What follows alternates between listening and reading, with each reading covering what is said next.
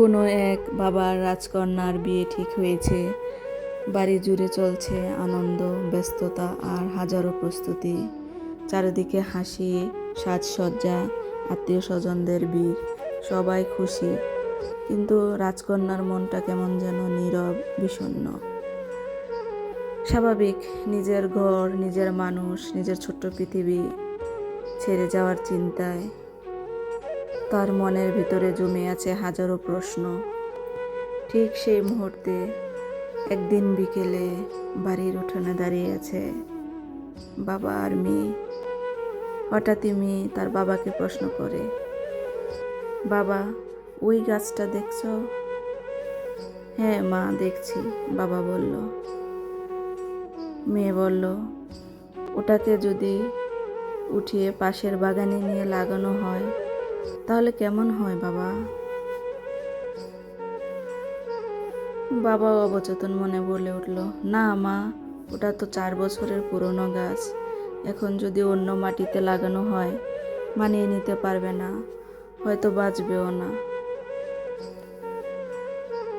মেয়ের চোখে পানি, ধীরে ধীরে কথা বলছে, কাপা গলায় বলে উঠল, তাহলে বাবা, আমি তোমার ঘরের যে চারা গাছটা ছিলাম এখন তো 20 বছরের পুরনো হয়ে গেছি। আমি কিভাবে অন্য জায়গায় মানিয়ে নেব? এ কথা শুনে বাবার কলিজা কেঁপে উঠল। সান্ত্বনার স্বরে বাবা বলল, মেয়েরা পারে মা, সত্যি মেয়েরা পারে।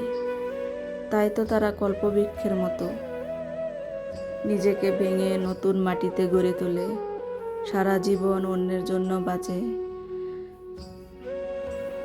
মেয়েটা বাবাকে জড়িয়ে ধরে হাউমাউ করে কেঁদে উঠল। বাবাও তাকে শক্ত করে বুকে জড়িয়ে রাখল, কারণ একটা বাবা জানে মেয়েকে ছাড়া থাকা কতটা কষ্টের, আর একটা মেয়েও জানে নিজের সব ছেড়ে অন্যের ঘর চলে যাওয়া, মানিয়ে নেওয়াটা কতটা কঠিন। তবুও মেয়েরা হাসে, তবুও তারা বাঁচে অন্যের সুখের জন্য। একটা মেয়ে নিজের শিকড় ছেড়ে নতুন মাটিতে জীবন গড়ে, কখনো কখনো বা নিজের স্বপ্নকে ভুলে যায়, বিসর্জন দেয়, অন্যের সুখে হাসে। মেয়েরা সত্যিই কল্পবৃক্ষের মতো, নিজে কষ্ট পায় তবুও অন্যকে ছায়া দিয়ে যায়। তাই তাদেরকে ভালোবাসুন, সম্মান করুন।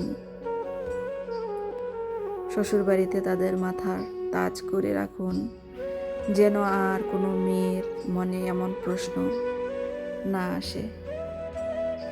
Respect women, they live everything just to build your home. আসুন সবাই মিলে সমাজকে আলোকিত করি, সমাজে আলো ছড়াই।